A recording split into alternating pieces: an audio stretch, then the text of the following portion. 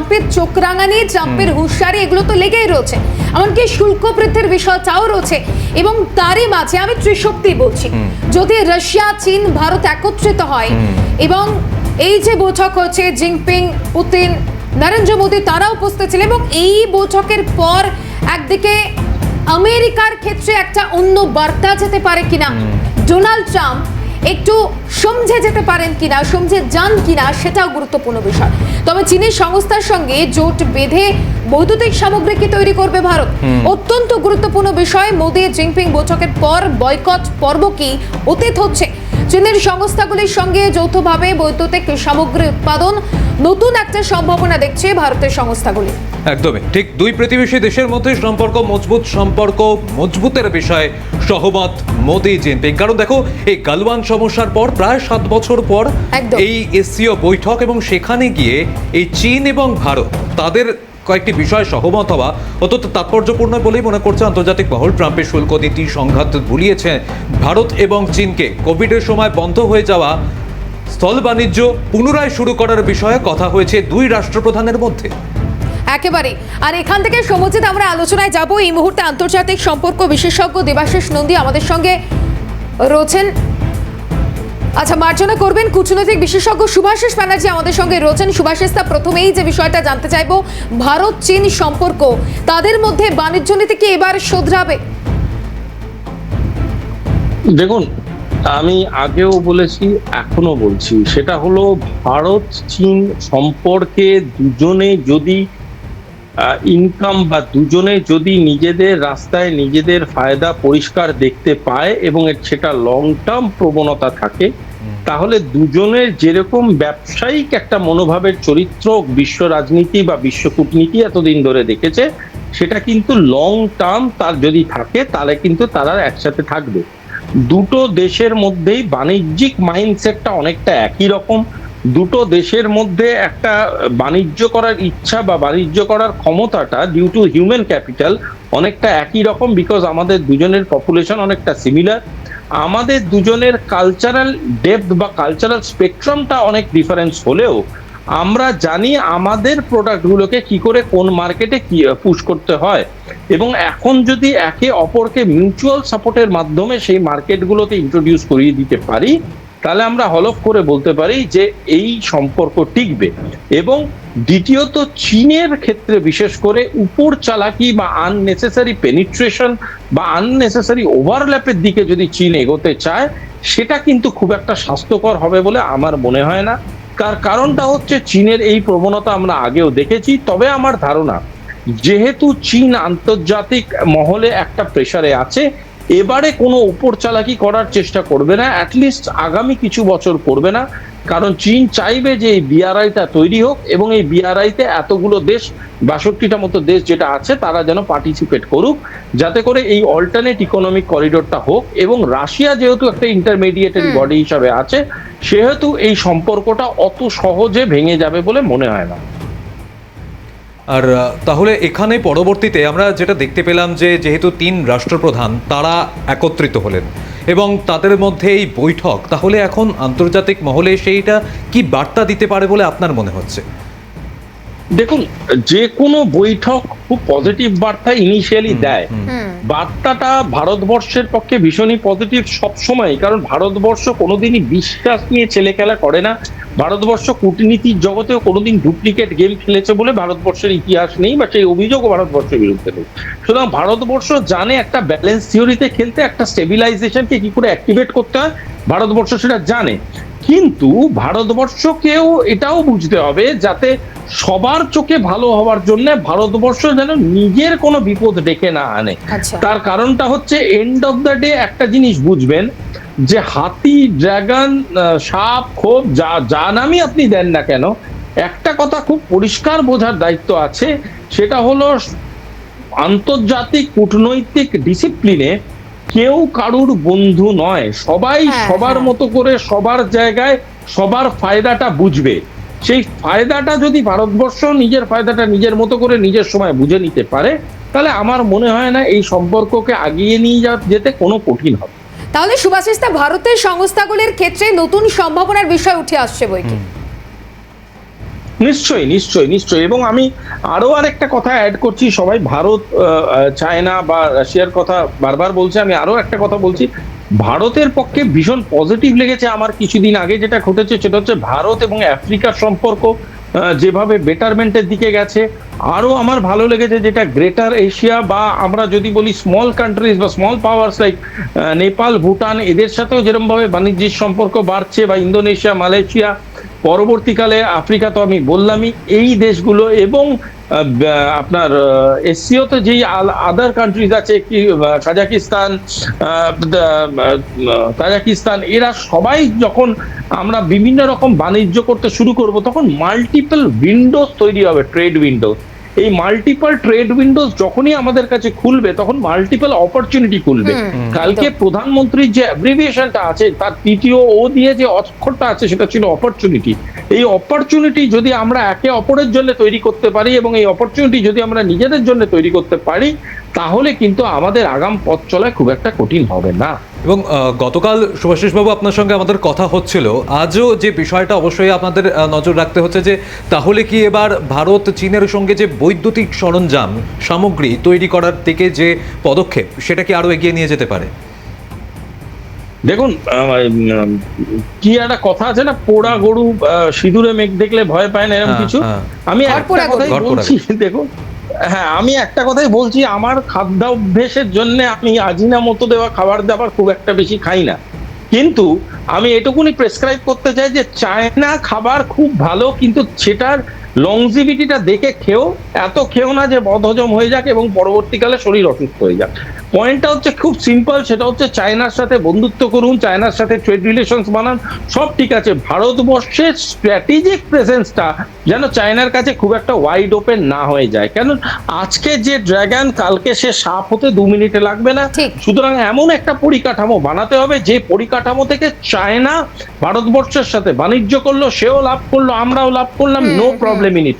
কিন্তু আমাদের strategic secrets গুলো যেন কোনোভাবে চায়নার হাতে শেয়ার না হয়ে যায়, in the matter of fact কারোর সাথেই যেন শেয়ার না হয়ে যায়, তবে ভারতের সভারেনিটি ভালো থাকবে এবং ভারত আগামী দিনে নিজের লক্ষ্যে এগিয়ে যেতে পারে। খুব গুরুত্বপূর্ণ বিষয় সুভাষিস দা, এতটা ভালোভাবে বোঝানোর জন্য ধন্যবাদ জানাবো। পরবর্তীতে আবারও আলোচনা আমরা এগিয়ে নিয়ে যাওয়ার চেষ্টা করব পরবর্তী কোনো সময়। আপাতত যে তথ্য এই মুহূর্তে উঠে আসছে, দেখো সমুদ্রের শুরুতেই তুমি বলছিলে যে ডোনাল্ড ট্রাম্পের চোখ রাঙানি, ডোনাল্ড ট্রাম্পের হুঁশিয়ারি, শুল্কবৃদ্ধি, এরই মাঝে যদি চীন, ভারত, রাশিয়া একত্রিত হয় এবং অতীতের যে সম্পর্ক ছিল সেই সম্পর্ক বিচ্ছিন্ন হয়ে গিয়েছে বা ভাঙন ধরেছে, সেটা আলাদা বিষয়, কিন্তু নতুন করে যদি সম্পর্ক হয়, সেক্ষেত্রে ভারত ও চীনের বাণিজ্য নীতি শোধরানো থেকে শুরু করে বিভিন্ন ক্ষেত্রে উন্নতি হতে পারে। তাহলে ভারতীয় সংস্থাগুলির সেগুলি কতটা তাদের পথ আরো সুগম হতে পারে, সেদিকে তো আমাদের অবশ্যই নজর থাকবে। তবে মাসুমা, একটি বিরতির পর আরো বিভিন্ন বিষয় নিয়ে আলোচনায় ফিরছি, ততক্ষণ আপনারা একটু সঙ্গে থাকুন। ফিরে এলাম বিরতির পর, আবারও আমরা জিরো আওয়ারের যে বিষয় নিয়ে আলোচনা করছিলাম। মাসুমা, দেখো যে চীনের সংস্থার সঙ্গে জোট বেঁধে এবার বৈদ্যুতিক সামগ্রী কি তৈরি করবে ভারত, এই প্রশ্নটা উঠছে। কারণ দেখো, আমরা দেখেছি যে মার্কিন প্রেসিডেন্ট ডোনাল্ড ট্রাম্প তিনি ইতিমধ্যেই রাশিয়ার সঙ্গে যে তেল আমদানি করার জন্য ভারতের উপর এক প্রকার শাস্তি বলা চলে, তিনি যেহেতু ক্ষুব্ধ 50% শুল্ক আরোপ করেছেন, প্রথমে 25, তারপরে আরো 25 শাস্তির স্বরূপ তিনি এই এত শুল্ক আরোপ করেছেন। ভারতের সঙ্গে যে রপ্তানি রয়েছে, যে আমেরিকার সঙ্গে যে পণ্যে, তাতে এই শুল্ক আরোপ হয়েছে। একটা মাত্র যে এখনো পর্যন্ত যে পণ্য যাতে শুল্ক এখনো আরোপ হয়নি, সেটা হচ্ছে বৈদ্যুতিক সরঞ্জাম।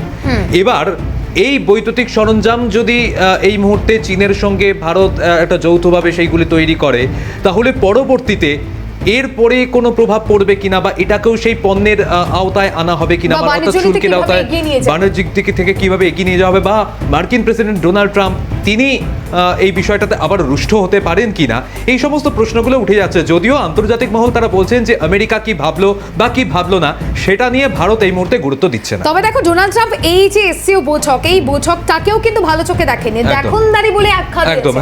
কিন্তু পরবর্তী ক্ষেত্রে যখন অতীতের চীনের ভারতের যে সম্পর্ক ছিল, সেই সম্পর্কে যদি একটা মসৃণ সদ্ভাব আসে, আর এখানে একটা গুরুত্বপূর্ণ বিষয়, যেহেতু ডোনাল্ড ট্রাম্পের চোখ রাঙানি হুঁশিয়ারির বিষয় তুমি বলছিলে, একদিকে ভারতের উপর শুল্ক বৃদ্ধি, পাশাপাশি চীনকেও কিন্তু হুঁশিয়ারি দিয়েছিলেন ডোনাল্ড ট্রাম্প। ডোনাল্ড ট্রাম্প চীনকেও হুঁশিয়ারি দিতে পিছপা হননি। এক্ষেত্রে দাঁড়িয়ে যদি ত্রিশক্তি এক হয়, তাহলে অন্যান্য দেশের কাছে কি বার্তা যাবে, এটা যেমন গুরুত্বপূর্ণ বিষয়, খুব গুরুত্বপূর্ণ আমেরিকার কাছে কি বার্তা পৌঁছবে। আমেরিকা কি এবার একটু হলেও ভাববে? এই বিষয়গুলো গুরুত্বপূর্ণ। একদমই। এবং তুমি যেমনটা বললে যে সেক্ষেত্রে এই বৈদ্যুতিক সরঞ্জাম বলো বা অন্যান্য জিনিসগুলো যেগুলোতে এই মুহূর্তে আমরা দেখছি যে চীনের সংস্থার সঙ্গে যৌথভাবে যদি বৈদ্যুতিক সামগ্রী উৎপাদন করে ভারত, তাহলে সেক্ষেত্রে উৎপাদন বৃদ্ধি পেলে উদ্বৃত্ত পণ্য আমেরিকায় রপ্তানি করতে পারবে ভারত, এমনটাও কিন্তু এখনো পর্যন্ত একটা শোনা যাচ্ছে। তবে চীনের সংস্থার সঙ্গে যৌথভাবে তৈরি করা বৈদ্যুতিক পণ্যের গুণগত মান নিয়ে আমেরিকা প্রশ্ন তুলতে পারে, এমনও একটা কিন্তু সূত্র মারফত খবর পাওয়া যাচ্ছে। আর ইতিমধ্যেই তুমি যেমনটা বললে যে এই বৈঠক, এসসিও বৈঠক নিয়ে আমেরিকান প্রেসিডেন্ট ডোনাল্ড ট্রাম্প তিনি দেখনদারি বলেছেন এবং তিনি এই বিষয়টাকে গুরুত্ব দিচ্ছেন না, কিন্তু পাশাপাশি তিনি বলছেন যে অনেক দেরি হয়ে গিয়েছে। অনেক দেরি বলতে তিনি ঠিক কি বোঝাতে চাইছেন সেটা কিন্তু এখনো পর্যন্ত স্পষ্ট নয়, যার মধ্যে শুল্ক তিনি আরোপ করেছেন। এখনো পর্যন্ত ভারতের সঙ্গে বাণিজ্য যে চুক্তি সেটা এখনো কোনো সমাধানের জায়গায় আসেনি। তাহলে কি তিনি এই ইউক্রেন রাশিয়া যুদ্ধর একটা অজুহাত দিয়ে ভারতের বাণিজ্যের সঙ্গে তার যে একটা বিশেষ করে তার যে বিশেষ নজর ছিল সেটা হলো না বলে তিনি কি রুষ্ট হচ্ছেন এবং ক্রমাগত একের পর এক শুল্ক তিনি চাপাচ্ছেন এবং একটা শাস্তির স্বরূপ তিনি দেখাতে চাইছেন যে ভারতের ওপর তিনি ক্ষুব্ধ হচ্ছেন? এটাও মার্কিন প্রেসিডেন্ট ডোনাল্ড ট্রাম্পের শুল্ক কোপ এবং ভারত আমেরিকার মধ্যে যে কূটনৈতিক টানাপোড়েন, সেই টানাপোড়েনের মাঝেই সোমবার চীনের তিয়ানজিন শহরে এসসিও শীর্ষ সম্মেলন হচ্ছে এবং সেখানে খুবই গুরুত্বপূর্ণ ভারতের প্রধানমন্ত্রী তিনি উপস্থিত ছিলেন। এবং এই যে সোমবার যে চীনের সম্মেলনটি ছিল তা গত কয়েক মাসের একটা কিছু বৈঠকের অঙ্গ, ধারাবাহিক কিছু বৈঠকের অঙ্গই বলা যায়। এর আগেও কিন্তু এসসিওর বৈঠক হচ্ছে, প্রতিরক্ষা মন্ত্রীদের বৈঠক হচ্ছে, বিদেশ মন্ত্রীদেরও ডাকা হচ্ছে, তবে এবার ছিল রাষ্ট্র নেতাদের বৈঠক এবং সেই বৈঠক যে যথেষ্ট তাৎপর্যপূর্ণ তা কিন্তু বলা বাহুল্য। একদম। এখানে আমাদের সঙ্গে আন্তর্জাতিক সম্পর্ক বিশেষজ্ঞ দেবাশিস নন্দী রয়েছেন। দেবাশিস বাবু, এই মুহূর্তে যে বিষয় নিয়ে আমরা আলোচনা করছি যে ভারত চীনের সম্পর্ক গালওয়ান সমস্যার প্রায় 7 বছর পর সেটা কি মিটতে চলেছে এবং পাশাপাশি এই যে ভারত চীনের কাছে আসা সেটা কি তাহলে এই আমেরিকার শুল্ক নীতির কারণে বাধ্য হয়ে এক প্রকার?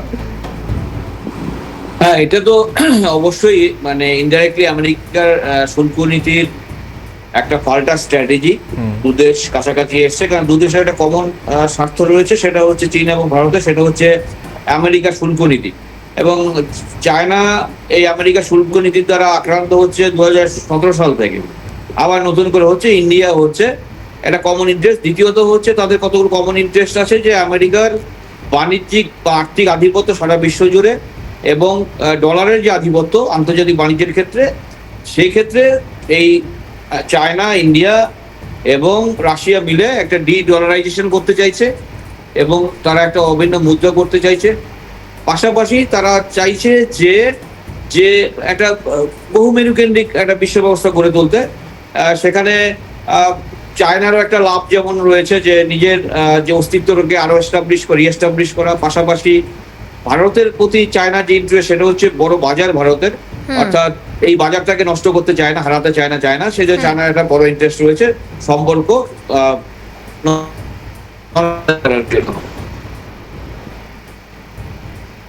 তবে দেবাশিস দা, কতটা বিশ্বাস করা যায় চীনকে? কারণ অতীতের চীনের যে ভাবমূর্তি, সেখানে দাঁড়িয়ে যদি ভারত চীনের মধ্যে একটা সংঘর্ষ হয়, বাণিজ্য সম্পর্ক হয়, চীনকে কি আদৌ বিশ্বাস করা যায়? বিশ্বাসযোগ্য চীন?